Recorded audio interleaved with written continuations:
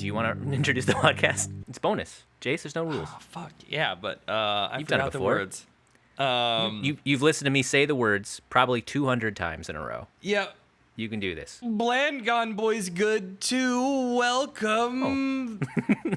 You said it like Yoda said. Bland Boys Gone Good. Welcome to the Good Boys Gone Bland. Movie name. Good. Wait. Good. Okay. It's okay. We'll edit this all in post. It's going to sound we'll super edit this in smooth. post. I do like saying Good Boys Gone Bonus. Oh, yeah. Okay, go ahead and do it. Okay, I think the yeah. audience likes that. I got a lot of feedback. Who said that? Are you My lying mom. to me right now? Did you say your mom? Hello and welcome to Good Boys Gone Bonus. Ricky Stanicky. I am your co-host Jace. And I'm your co-host, Denali.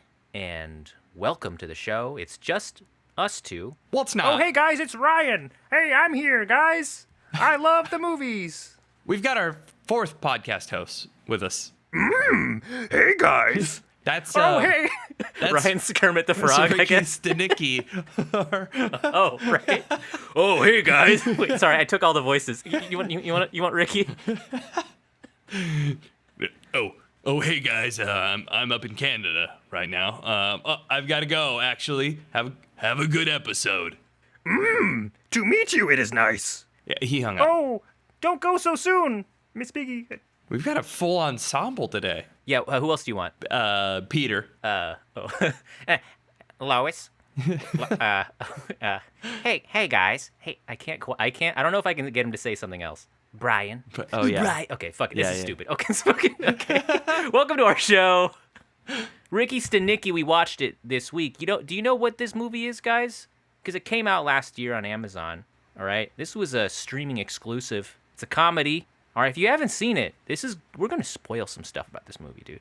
Absolute spoilers. A spoiler movie, and if you don't care, then I guess keep listening. But Is this movie? Is there anything that's really oh yeah, spoiled content? I feel, Yeah. you get Shutter Island ruined for you, and Right. maybe it takes something away from it, but telling people that there are dick jokes in this movie. oh my god. But we did watch this movie because Ryan is out of town. He is in Alaska, our frozen wasteland that the three of us are from. And so Ryan gets the special treat of being able to listen to our podcast without knowing what it's about. This will be a new episode for Ryan. And Ryan, I am jealous for you at home. Unless you don't listen, then I'll be very upset because that's -1 viewer and we lose money. We need those numbers. We need those numbers, and we'll just have 2 viewers, me and Jace. So this week, Jace, you picked this movie, Ricky Stanicky. I've never heard of this movie in my life until you told me about it. How did you find this movie? I hadn't either. I found it deep on a list of one random person said that this Okay. was their favorite movie of This is their 2024. favorite movie. Of Okay. 2024 specifically. Well, I don't know what type of Yeah. rock you'd have to be living under for it to be your favorite movie ever. Yeah, It's a nice rock. it's pretty. Squeeze me in? Yeah, this is. I think this is the best Ricky movie I think we've seen. That's a bold claim that I can't even. Yeah. What other Ricky movies have we seen? Could you? Well, I'm glad you asked. There was Ricky Balboa, Talladega Nights, Ricky movie. Oh, okay. We watched Talladega Nights. There's a 2009 French fantasy film called Ricky. It's about a human baby who develops a set of functional wings. Holy shit. You want to pause? Yeah, I actually want to pause and watch this fucking movie right now. Jace, we were talking a couple episodes ago about the downturn of mid-budget comedies, right? How mid-budget comedies don't really exist anymore, right? Because they're not really profitable or whatever because of the industry. Holy shit, we got one. We got a stupid-ass mid-budget comedy. I was like, this would do serious fucking numbers 2009. This feels like something from that era to me. I feel like it could have done stupid numbers in 2024. If it wasn't streaming only. If it wasn't streaming only, I'm almost left with kind of. I think I came out of this with the question why wasn't this more wildly more widely known about. Yeah, and I wonder if this is the fate of the mid-budget comedy. Like, this is kind of like resurrected like a zombie, but stuck on streaming, right? Like, it's not something you go to the theaters for. Because I can't imagine dragging my ass to a theater to laugh, all right? I need to be seeing robots punching each other for, a $2 billion budget for 3 hours. I don't need to see John Cena's singing dick jokes in a theater, I think, which is sad because I wish like I could afford to do that. But yeah, folks, I mean, this comedy is legal again. All right, we're back. Finally. That's I don't know if it's a bit too early to get into like discourse. It's legal. It's legal. This movie did comedy, I feel like, pretty safely. No, it did. I think it was refreshing. It was like it harkened back to those 2000 comedies, but it only punched up in the film the whole time. It rode the tone, I think. I think it went a little out of a couple times, but that's okay. You know, they're trying, and I think for the most part, this is pretty good. And like what I was gonna say, Jace, because I was looking at production notes in this because I was so curious. I was like, where did this movie come from? And I guess this movie has been in production since 2010, which makes sense given like its tone and everything, right?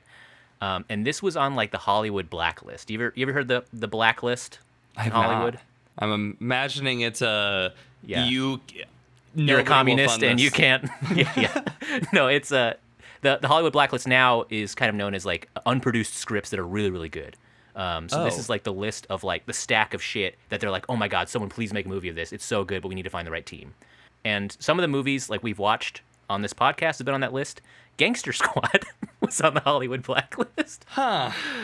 Which kind of shows you some things just don't translate. But this one, people were really hype on. They're like, oh my God, somebody needs to make Ricky Stanicky. I want to run you through some of the people who were set to play Ricky Stanicky. Because, I mean, John Cena is a choice. I like that choice. I love that choice. Originally, it was James Franco. I could see 2010 James Franco. I think it's a different movie. Yeah, I would agree. And then he dropped out, and then it was supposed to be Joaquin Phoenix after him, which that is fucking deranged. I think. I'm not here for that. Thank goodness. Yeah, I think, but that could have been a completely different character change for him.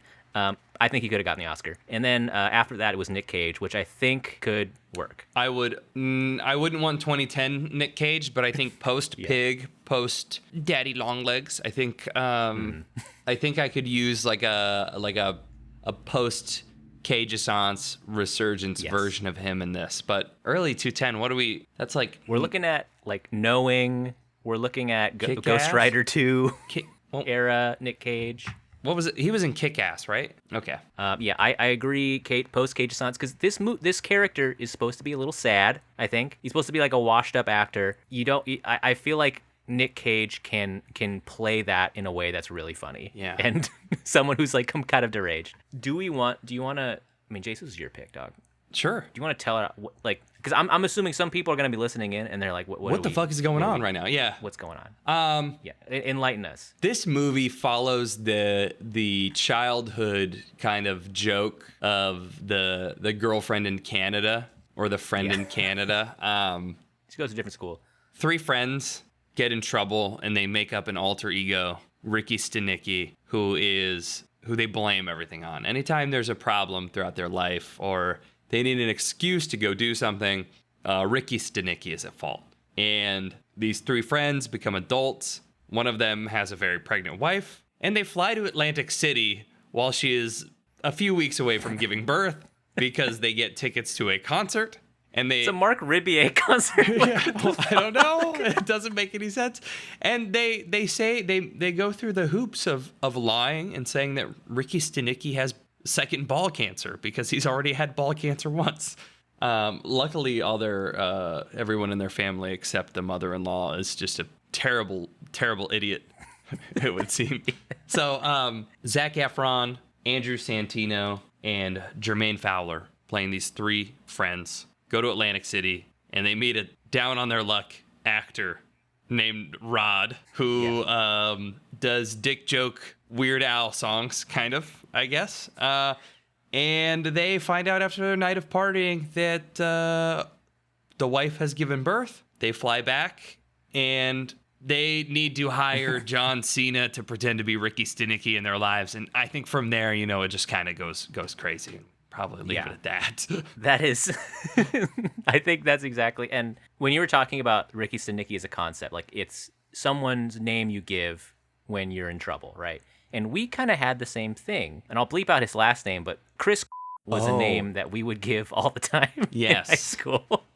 We would sign surveys in his name. We would say, I think there was like a couple public comments we gave and said we were 17-year-olds. Chris. Michael's favorite thing to say, like, I'm 16-year-old Chris. One of us had a gamer tag that was Chris. But this movie is. I liked the trio. I don't think I've seen those two other guys in movies. I think they're comedians. And I know of Andrew Santino. I was not aware. I've never seen Jermaine Fowler. Yeah, the concept of this movie, first of all, like I'm reading the kind of the description when we were going to this movie, where they were like, it was basically like to get away from their partners and their families.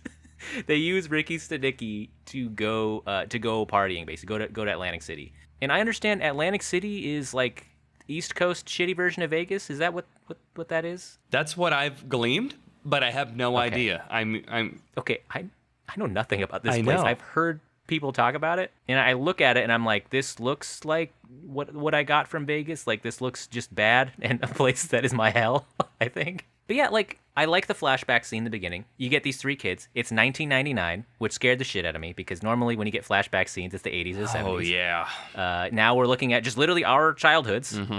And they do this thing where this is how Ricky Stanicky starts. Like they light a bag of poop on fire on a front porch. And what happens is literally what I am afraid of happening, and which is why I never did this prank as a kid, which is nobody answers the door and the flames just keep growing and the house is on fire. And now you're worried about killing somebody by accident. And the kids they don't put the fire out. They realize nobody's home. And they call the fire department and they write on a pair of underwear. What is that? A jacket? A jacket. The one of the kids' jackets that fell off. Yeah. Yeah. And they write to Ricky Stanicky. It's a really funny scene. I thought fresh out of the gate with this movie, with them saying like, we're gonna go light this bag of shit on fire because they don't give out candy, and they do it, and then the kid turns out, he's like, they do give out candy. Like, oh god. And then like 60 seconds later, a police officer, there's no Ricky Stanicky in this school district. We're fucked. We're not gonna be able He's to like, get fuck. That was before DNA fingerprint scanning. Now, if Ryan was here, he would explain that they can use forensics to trace these things. So these kids would be serving life in prison. 9-year-olds are not safe anymore. Yeah, they're not. They can't do this. That's why it's not as common. But like this movie though, like they set up this thing where they're having him grow up and they're showing that they just say Ricky does it. So at this point, Ricky is kind of wanted for hundreds of crimes, and it begs the question. And Jay said earlier, like everyone in this movie is a dipshit. Nobody has met this man that's not existent. Their parents haven't met them, and our partners usually meet our close friends, especially ones that we grew up with. And like they have a fake Instagram. Like this is stretching credulity to its absolute limits. And it made me think, like, what if this movie is just hell? Like, what if the three main characters are dead? It's like The Bad Place. Oh, where this is just an elaborate scenario to really stress them out. Where they get caught, like, because it's like when you go to hell, it's eternity. Yeah. And I'm sure like the first couple centuries, it's like you tortured, eyeballs get pulled out through your butt and stuff, like all that stuff.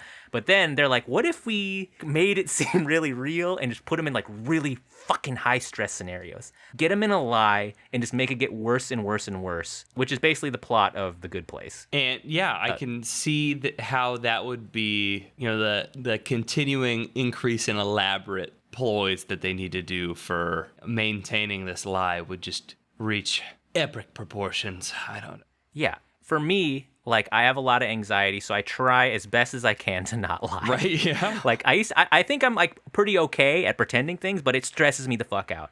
And now to lie about something like this and then having to keep, like, covering it up and then having things go wrong, that is actually really, like, that would be really, really torturous for me. Like, that'd be very difficult. And watching this movie, I was getting third-hand stress. It's a really interesting point that you bring up because it does make more sense that this movie was produced in 2010.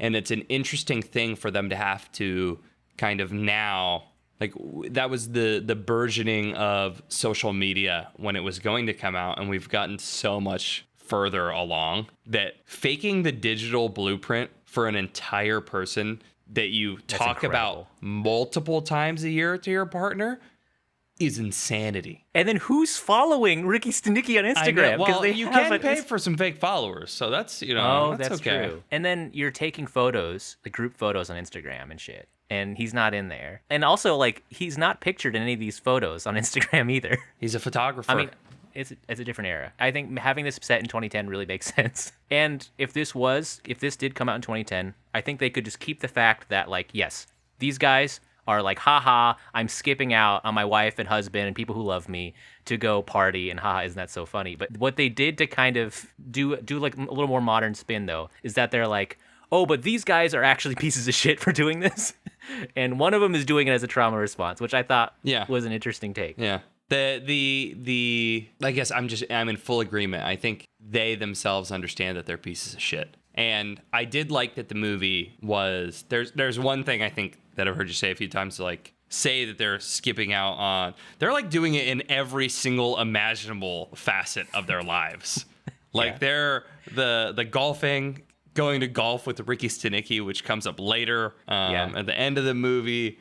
I think they're like unabashedly shitheads. Yeah, the movie knows that they suck, and like they're revealing like all these other things that they've skipped out on to like go, and they were like, was it the Little League World Series? Yeah. I'm like, what the fuck are they doing? And Wes, played by Jermaine Fowler, the one of them who has like what seems like sense of being like, he's like, guys, we're pieces of shit. We need to tell the truth. he tries to tell them the truth, and they're like, well, and then. Yeah, so like that's kind of how all this shit goes down, right? Because in a pretty like funny scene, this guy misses the birth of his child to go to Atlantic City and be a piece of shit, and then Wes, bless his soul, is like, guys, this whole thing was a lie. And it gets to the point where the whole family's like, okay, we need to see Ricky Stanicky in real life. Bring him to the fucking bris, and he's got to be there. And they decide to hire the performer they see for John Cena. When John Cena shows up in this movie, at first I was like, how is he gonna play this? I know he likes to play things like big and ridiculous. And when he said, I'm an X-rated rock and roll person impersonator, I was completely there. I was like, yes, if I met this guy in real life, I would go to his show. And as he says in the movie, he makes a living writing jerk-off parodies of real songs. And then what I was not expecting was the incredible montage of the songs. Of all the songs. And he's dressed like Boy George from Culture Club. He was dressed like Britney Spears. He did like an Alice Cooper, out my school's out for summer rendition. That one I had that one I had to pause. And I'm like, what a gift that we have John Cena singing these songs right now. And then they go to like a real... Jace, do you know Mark Ribier at all? No, actually, I don't. That show where he's like in a bathrobe and he's just kind of jumping, like that's literally what his shows are like. Oh, actually, no, I take that back. I do know I do know him. Yeah. Yeah. Fun show, but I think to skip your own baby shower to go to that, I think is such a dipshit move that I cannot even fucking fathom doing that. The baby was born early, so they were... the due date was 6 weeks in the future, which is still a stupid time to ditch your wife. Well, it's also like him and his wife were planning a baby shower. Yeah. So it's just like, you could just literally be like, hey, can we not? Like, I want to do this. Did they also skip the baby shower? They skipped the baby shower, and then it ended up being the skipping of the birth of their kid. Of the birth, yeah. So I'm like, wow. Why did you plan a baby shower with your wife if you didn't want to go? And like, that's what Zach Efron's partner was saying too, where she was like, you guys went to Dollywood twice. I love Dolly Parton. Why didn't you just bring me? Because we would have just had a fun time. Like, why do this thing? Like, there's no reason to do this. the movie is so insulated, and we're just at the start, but there are so many good payoffs and throwbacks that like later on, they fucking see their coworker and they're like, "Fuck you, Mark, for giving us those fucking tickets, causing this whole mess." It's hilarious because they're in the wrong for taking them. He's like, "Fucking Mark Riviere." Stupid. Yeah, I like how they say "fuck you" to the coworker, and he like walks off sadly, and he's like, "Oh, he doesn't deserve that. I'm sorry." This movie kind of ends up being like a collection of skits, basically, of just John Cena locking in and then going way too far with the character, which is so fucking fun to watch. Because he points out where he's taking it surprisingly seriously. He's like, "I'm a fucking professional." The first kind of really sad joke in this movie is that like he gets sober, which is incredible. And he's like having alcohol withdrawals and it's like shaking and having a seizure in the thing. It's played. I was like, Jesus Christ, that is dark. Fuck. But this man sticks to it, stays on the straight and narrow, and then like researches everything there is about nonprofits and like answers. Like I could watch those scenes all day where he happens to know exactly what to say in each situation. I think if it was presented any other way, I don't know, maybe I would have gotten like more annoyed with it, but we've been presented with this trio of shitheads, and you get the full background of Rock Hard Rod, and then you see him just kind of failing forward and upward and into success, and all the scenes are so funny that it's like, I don't care if this doesn't make any sense, I love it. Yeah, this is like that old comedy thing where it's like, you're just like, okay, this is a world where this just works out. Because he'll say something stupid and everyone listens to him with so much intensity. And they like extrapolate the most profound meaning off of something he says with like, "Oh my God, I never thought of it that way. You're a fucking shooter, man. Like, you know what you're talking." Like he gets a job at this finance company and shit. Like what ends up happening too in the bris scene, where it culminates. And for folks at home, if you don't know what a bris is, I think that's like it's a Jewish tradition where the baby is circumcised. And this is like, I didn't know that this was like a party that you invite people to go see. Wow. Wild. I would love to go. If anyone out there is having a bris, you want to go to a bris? I don't know. I'd go. It's interesting. It's interesting, dude. I don't know.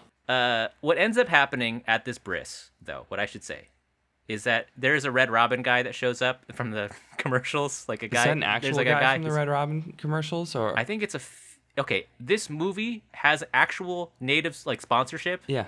It's like diegetic, whatever the fuck sponsorship, where the characters are aware of it, and they literally show a Red Robin ad in this movie, and they have the actor from the ad be in the scene, which is really funny. And there's I think one of my favorite gags is John Cena being like, "Oh fuck, I know that guy," and they're like, "Oh my God, oh shit!"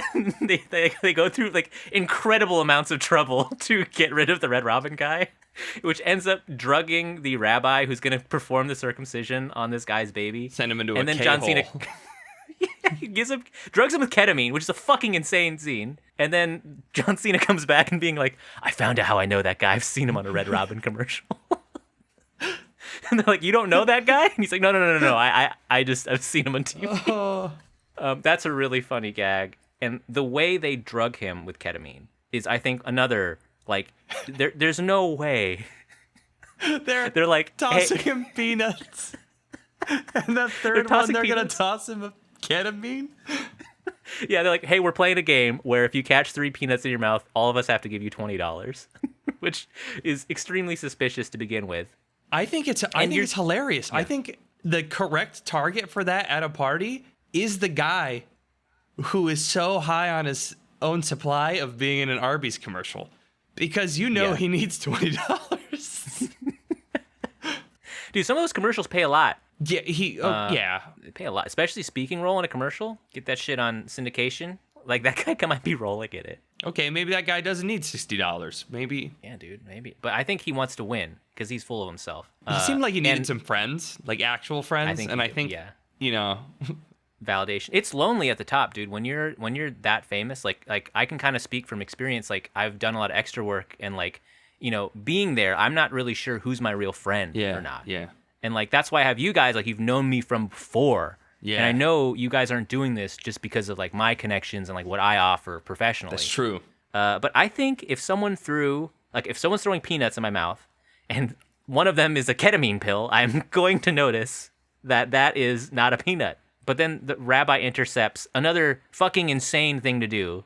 Also hilarious. I don't know. I think I'm on the roller coaster for this movie. So I wasn't expecting the rabbi to intercept the ketamine pill, but he did. And it was fucking funny. Yeah, to intercept a peanut toss like that and then make it and then be like, oh, as soon as I got a rotten ass peanut, it's fucking tastes nasty. What's such a good line? Like, to play that off, like, oh, the bad one. And the setup, I think, is so good for this. Of like, the guy is holding his baby, knowing that he just K-holed the rabbi who's holding the bris knife. Like, thinking. And then at this point, like, anyone, I mean, of course, like, at any point, someone would have just been like, hey, guys, this has gone too far. Let's, like, maybe come clean here. He lets the rabbi perform surgery on his baby. Gets halfway through it. Yeah, that's actually, that part was actually, like, it made me cringe really hard. Yeah. They don't show it, thank God. And then he passes out, and they're like, is there anyone here who could complete this bris? Another fucking deranged thing to just say to an audience. In comes Ricky Stanicky. Like, Ricky could do it. He did surgery in, like, some other, I forgot what they said. And Ricky is up for the challenge, brings the cigar cutter, and completes the bris. Now, I don't know how these are done. I don't think a cigar cutter could do it, because doesn't that just... Are you Googling? Jace, I see typing. Well, this ad for a cigar cutter says it has a super sharp blade, so... Yeah, I think a cigar cutter could get through baby. No, I think it's... I was talking about the shape, man, not the fucking... Also, the circumcision jokes in this movie, like, there were like 300 circumcision jokes, one after, boom, boom, boom, boom, boom, boom, boom. And I feel like someone had this in a briefcase for like 30 years, and we're just like, we're going to unload all the circumcision jokes we can do in just this one scene. Like, Jeff Ross randomly is the rabbi in this movie. Him and like Ricky Stanicky is just going back and forth, including, I'm sure I could pull it off. Great rabbi joke. I think that's really good. And after this point, I think it gets just more and more ridiculous, where they're kind of like, hey, Ricky, you really pulled it off. We all like you. Here's your money. Go away, please. Like, Rod, you need to leave now. It's actually Ricky. They're like, hey, yeah, please leave. And you get to this point, and we kind of skipped over. The reason Ricky had a cigar cutter is because he took it from Zach Efron's boss. Yeah. And another funny scene, like, Ricky does everything that's wrong, but then it's never wrong. Like you said, Yeah. it just succeeds. And in his speech to the boss, that's played by William Macy. H. Macy, please. William H. respect Macy. They kick out Ricky. They send him on his way. They're like, we're done with you. We paid you. Good job. They go into work the next day, and William H. Macy is like, come into my office. And he's hired Ricky Stanicky because he's got big balls. He's like, he got brass balls, that one. That's like it's like the scenario you see in the 2000s movie where you have a guy acting really, really ridiculous. And like, you have like a boss character being like, you know what? I fucking respect that.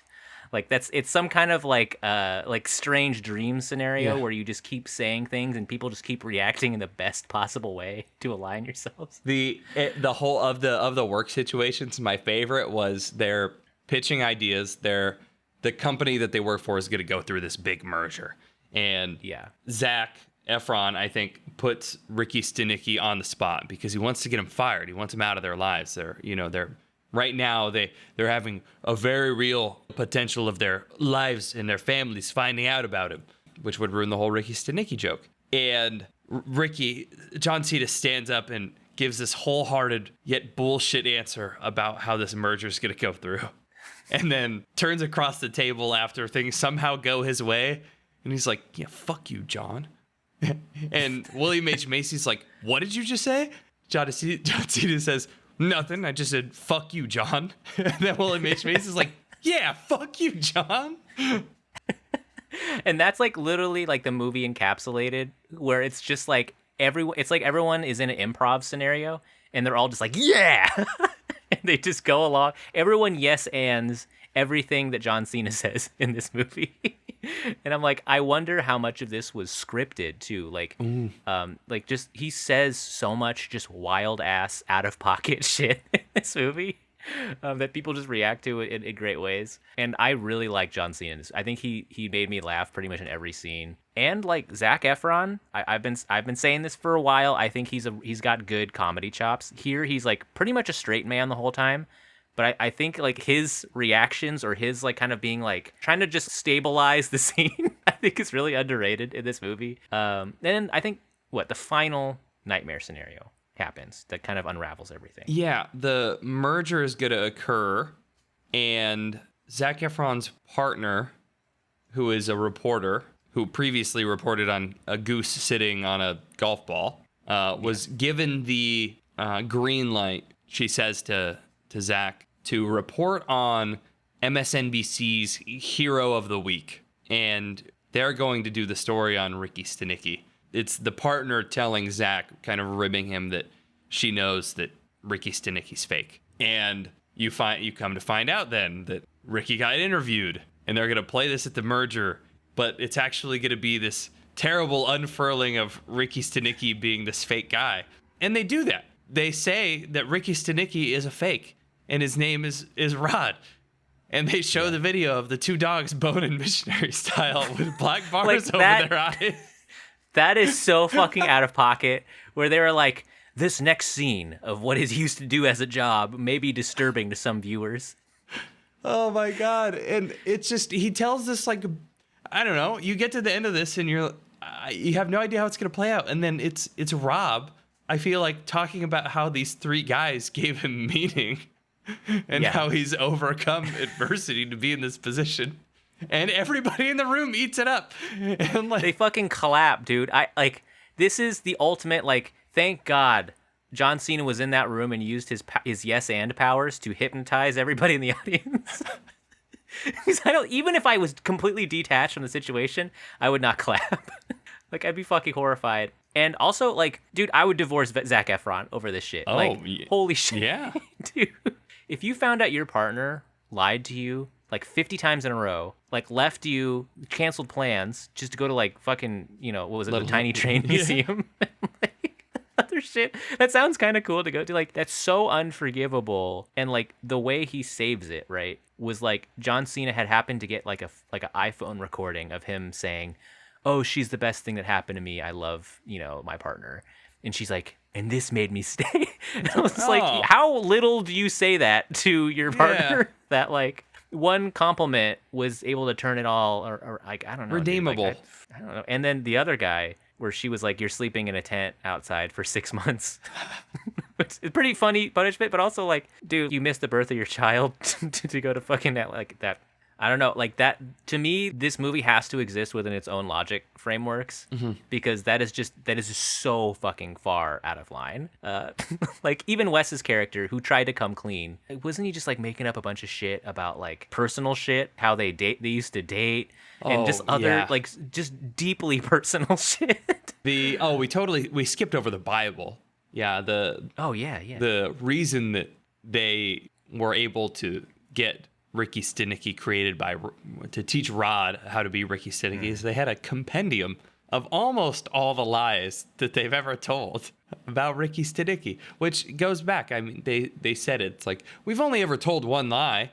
I think Wes says hundreds and hundreds of times. Folks, never make a paper trail of your crimes. All right, yeah, never, because they can just do that. Where are we at? I don't. The movie played. I think everyone just accepted Ricky. I think they accepted him into their lives. It ends with them being friends with him for real, which is also pretty wild. And Ricky seems like, honestly, a cool guy, like all things considered. Kind of gaslighty, a little rude, actually, to he's the character with the long hair. Very real. Yeah. In a rude kind of way.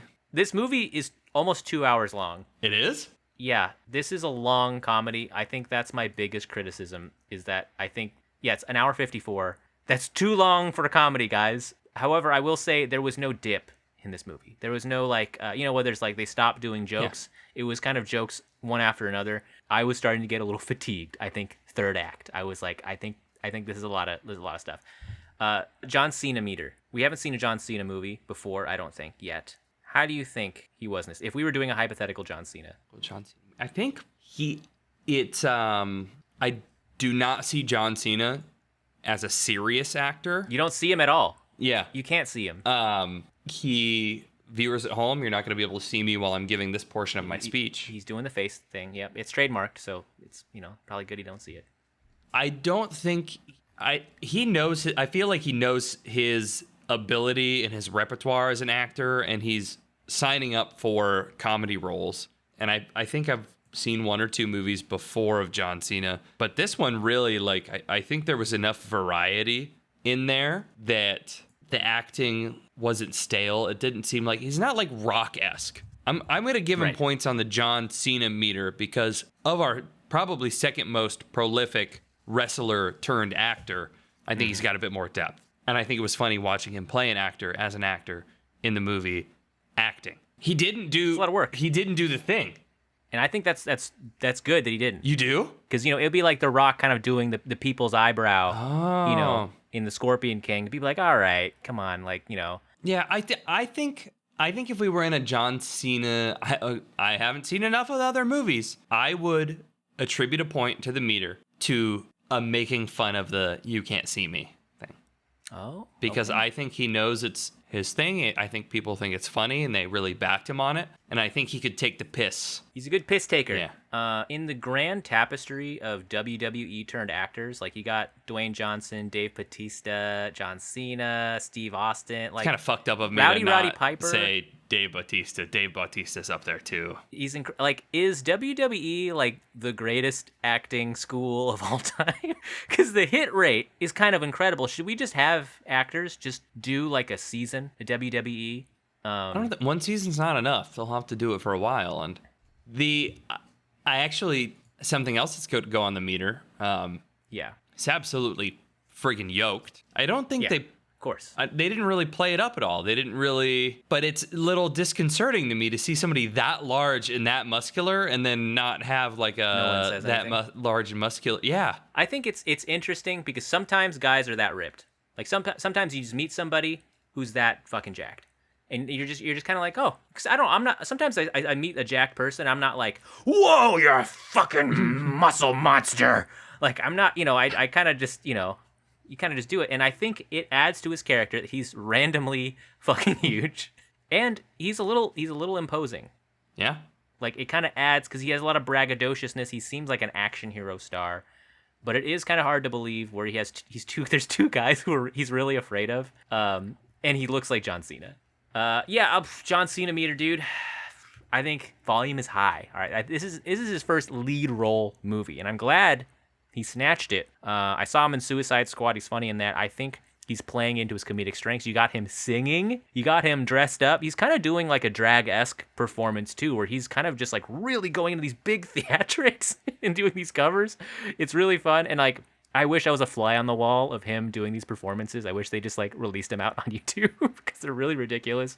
I think he's good in this. I like him better in these than like the action movies or whatever that he was doing. I think initially this is going to be a 7. No, a 10. 10 on the John Cenometer. A 10 on the John Cenometer. I think John Cena, I really appreciate him in these comedic roles, but I think he himself and the rest of his movies are probably dadcore because of his relation to WrestleMania. And I think this is late millennial core, this movie, because I think the people that are going to like this are people that are our age, that are like 28 to 32 right now, strictly speaking, because when it should have come out, we were making a lot of dick jokes. Yeah. So I'll give it a 9 on the Johnsonometer. Okay, that's very fair. Yeah, I and like you were saying too, I feel like this movie was written, like you said, 15 years ago and was retrofitted to kind of be still okay, but still ride a line, I think, in this movie. Movie meters. Let's do the movie. What do you think about Ricky Stanicky, Jace? Dang. I like the whole thing. I'm amazed that you told me just now that this movie was an hour and 50 minutes. Yeah. I didn't realize it was that long. I thought it kept pretty tight pacing. I didn't get a lull. I was a little imbibed. Technically, my movie watching experience was something like 2 hours and 30 minutes long because I had to pause the movie to stop and cry. It was so stupid, and it was kind of audacious, and I liked that there was it's kind of a weird thing to notice. There's a lot of diversity in the cast, and you're expecting a movie that people are saying is harkening back to 2010s movies. They didn't. Said it earlier. I don't think they punched down. I don't think I saw anything that they were like punching down on specific groups or like a type of person for something that seemed like unfair. And to me, that was a breath of fresh air, because when we watch movies on this podcast that are comedies, they are older, and they're just like are things that aren't jiving with our sensibility. So now I'm going to be a little bit unfair. I do not think that Andrew Santino is a good actor. So wait, which JT, one is he? The redhead. Oh, yes. Oh, I mean, yeah, I think his fine. comedy's okay, but I don't really think he's a good actor, and I didn't really love the bits he was adding to this. Otherwise, I'm giving it an 8.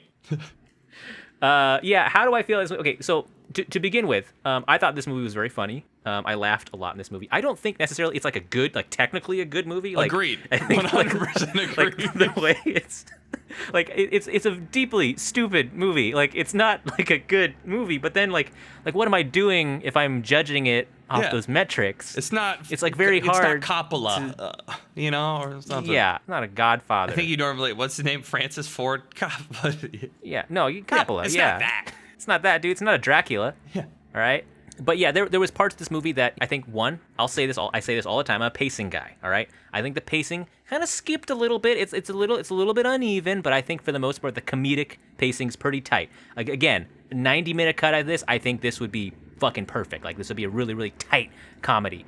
There's a couple of jokes I think it didn't quite hit as much as me. Like the dick stroking joke that he did with William H. Macy? Like I think that's a funny joke to have William H. Macy be talking about it. They try to blunt it with being like, oh, but we're not saying it's because it's gay. It's fine if it's gay, but it's like it's because it looks like he's stroking a penis or whatever. Like I think this is a new, like, I think if 8th graders are watching this movie, they're gonna be like, haha, you're a dick stroker. Like I think this is it could add to the gay panic. So I'm gonna dock it for that. Okay, to leave the gay panic. But the hit rate of the jokes isn't 100%, but there was so many jokes that I think it kept me laughing. I like comedies that do that. Like we were talking about older comedies we've watched, right? Like 90s and 2000s. I think back then they cared a lot about plot sometimes. So they tried to create jokes that were kind of like, you laugh, you get some plot. You laugh, you get a romantic subplot, whatever. This movie was just kind of like, what if we just throw a bunch of crazy shit at you and you just kind of just laugh the whole time? Which I liked. So I'm kind of stalling right now because I'm debating on what to give this movie. Because I don't think even the acting performances are very good. I would agree. In this movie. Okay? The writing is not good. The jokes are good. Oh, fuck, man. I've never. Is there another movie with this like subject? Has the Ricky Stanicky friend from Canada thing ever actually been put on film? I don't think so. And the thing is, this was critically panned when it came out, which doesn't matter to me. Do I recommend this to someone? I don't even know if I do, but I don't know if I could. Because how often can you recommend this many dick jokes to somebody and know that they'll like it? I would recommend this to anybody that I know that's a stoner. That's for sure. Yeah. Okay. This is stoner core. All right. You know what? I'm gonna give it a 4, a light 4. With the asterisks that said I laughed my ass off a lot in this movie. And I think if you want a mid-budget comedy, see it. I'm giving it a 4 out of technicalities, and I don't know, man. The audience reviews on Google give this a 4.4 with 12 out of 5 with 1,200 ratings. That's really high. Yeah, it's got a wild variance because Rotten Tomatoes is a 45%, IMDb's a 6.2. Letterboxd is a 2.8, and I don't kind of. If I give it too high, everyone's gonna make fun of us. Yeah, that's fair. I mean, I already gave it an 8, but I'm giving it an 8 on vibes. Like I agree with the things that you're saying. That's that's not good. But it's if we both go 8. Yeah, that's wild. Then that's insane. It's GBGB's seal of endorsement, and I take that seriously. We need Ryan here to kind of like dial us in. But I think Ryan would like this. I think he would think it's funny. I agree. One of the top Letterboxd reviews is, "I laughed. I'm sorry, I did." Which I think is okay. We watch Ricky Stanicky, folks. I don't know how many of you are gonna watch this movie, but maybe throw it on. All right, it's if you got Prime Video, you can see it for free. And if you don't want to support the big horrible monster that Amazon is, you can pirate it. All right. And look, we don't have a lawyer on this podcast. I'll say it. Yep. You could pirate this movie. You could Not saying we theoretically pirate any movie we watch. Somebody on Letterboxd wrote a 9-paragraph review about this. Oh my God. Talking about Zach Efron. And actually, I remember reading this last night. It was about how they got to be a part of the film because they were diagnosed with leukemia, and they were one of the extras in the scene with the hair at the end from when they cut the long girl's hair. The 9-paragraph Yeah. one? Oh, wow. It's actually 2,000 likes on it. It's a good review. So if you watch this movie and you go to Letterboxd, you should go to that person's very touching review and give it a heart. Yeah, because I forgot at the end credits of this movie is John Cena, Ricky, like making them do all the things that they pretended to do, basically, like cleaning the river and like helping cancer patients. It's and you know, John Cena's known for doing that, right? Doesn't he have the most Make-A-Wish like visits with kids? Yeah, which means I'm glad. You know what? Shit, maybe it's a 10 on the Johnsonometer. Yeah, dude, he incorporated it in the movie. Yeah, that's. No wrestling, though. Yeah, it's kind of, well, he tried to kind of wrestle a guy, and he got knocked on the ground. Was that John Cena? I think that was Zach. Zach tried to tackle the guy? Yeah, Zach tried to tackle the guy because he thought that John Cena was going to be killed by those two guys, and they were like, oh, it was a cease and desist with Billy Idol. Right? I've seen Billy Idol in concert back in Seattle. Still got it. It's a great show. He was at a Bumbershoot Festival, and he started playing Rebel Yell right when we walked up, and it was actually a really lit time. He's 69 right now. Oh, nice. He's been waiting for.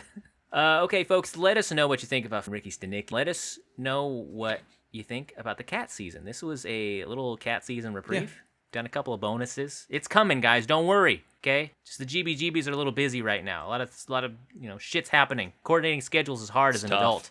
But we still have time to come together. Yep. Thanks for listening to this episode. Ryan, I hope you're enjoying your time in Alaska. Well, you'll probably be back for about 7 months by the time you hear this. Yeah. But I hope you had a good trip.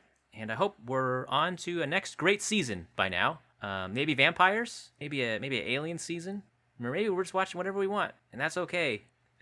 Do you want to leave our audience with maybe like a lie we would say that Ricky Stanicky did? Something that Ricky Stanicky did. Ooh, okay. Yeah. What do you think? Starting off is kind of the cheap one. I can start if you want a challenge. Sure.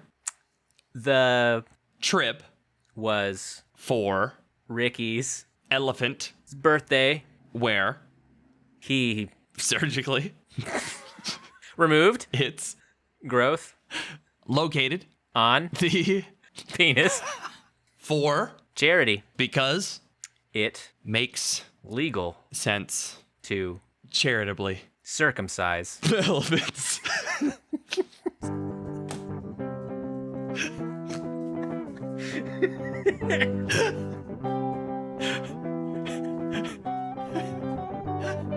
We like veered the car around the fire hydrant and then just turned around and then floored it straight.